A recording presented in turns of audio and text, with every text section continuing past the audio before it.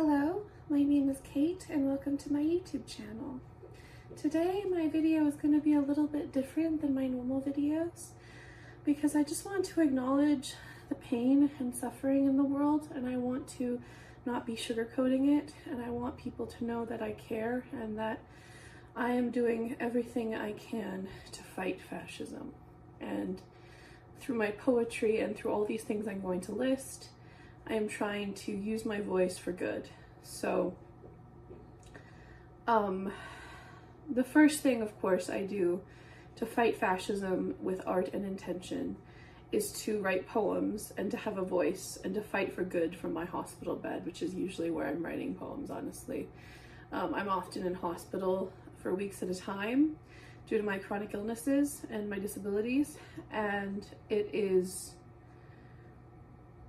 my one way of having a voice that hasn't been stripped from me, and poetry is my most empowering tool in my pocket. I also watch like old films, usually from the 40s or from the 60s, when rebellion and revolution was talked about a lot during the civil rights movement, and especially in the French films. There was the Algerian independence war, and a lot of French New Wave movies talk about it in a very anti-war sentiment, and I really appreciate that, and I find it very interesting and relevant to today, everything that happens in those films. So I like to watch those. I like to watch anti-war films and read anti-war books, like anything by Kurt Vonnegut or by George Orwell or by Ray Bradbury. I read books. I try to learn other people's perspectives because I think that is the number one way of fighting fascism, is trying to understand each other and trying to love each other despite our differences.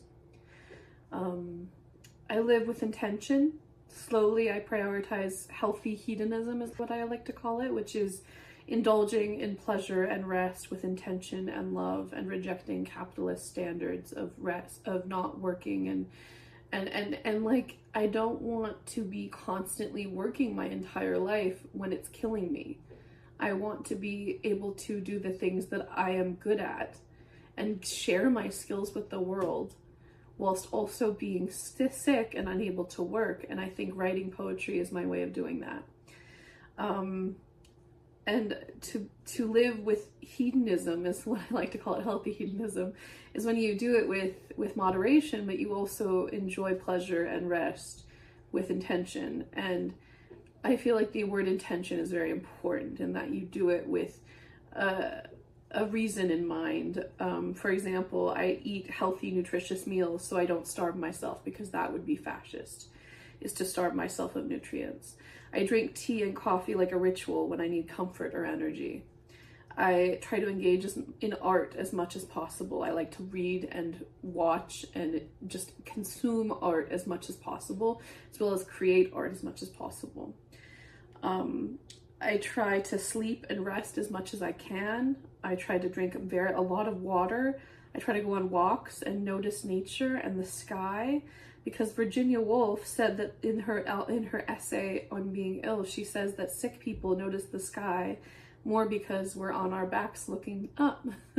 And I thought that was a beautiful poetic statement, that we appreciate beauty with a gratitude that not everyone has. And I made an anti-fascist playlist that I'm going to link in the below, that is very important to me, and I listen to it when I need empowerment or to tune into my rage, to fight the power, essentially. I vote when the system doesn't fail me as a disabled woman. Like, one time I couldn't get out of my house and there was no possible way for me to vote, and there was no system in place for that, and I think that's really messed up. So I think I will vote as much as I can possibly do, but the system needs to meet me halfway. I sign petitions and write emails to my representatives as a way of having a voice and a way of being heard, and I boycott when I can. And those are all the things I do to fight fascism with art and intention. And I hope that this helps anybody to feel more empowered in this awful time. And I hope it helps you feel like you have more control over your life. I think the lack of control can be very scary, but also remember that power and control isn't all that matters. What matters is love. And as long as we love each other and take care of each other, we're going to be okay. I love you so much. Thank you for watching.